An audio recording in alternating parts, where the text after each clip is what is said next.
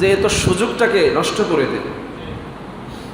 এজন্য যদি এখনও আমাদের ঘাটতি থেকে থাকে, দেখেন রসুল কত মায়াবী নবী, কত দয়ালু নবী ছিলেন।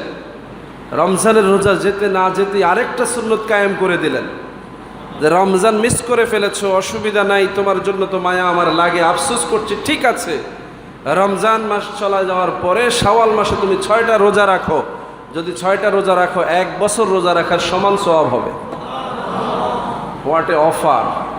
কি চমৎকার এক অফার দিয়ে দিলেন। রমজানে বরবাদ হয়ে গেছেন, পারেন নাই, গুনাহ মাফ হয় নাই, কিন্তু এখন সুযোগ আছে, এই 6টা রোজা রাখা মাত্র আপনি 1 বছর রোজার সওয়াব পাবেন। যদিও রমজানের মতো মর্যাদাবান হবেন না, কিন্তু 1 বছর রোজার সওয়াব যদি আপনার অ্যাকাউন্টে চলে আসে, আশা করা যায় নবী আবারও আপনাকে শাফায়াত করবেন বলে।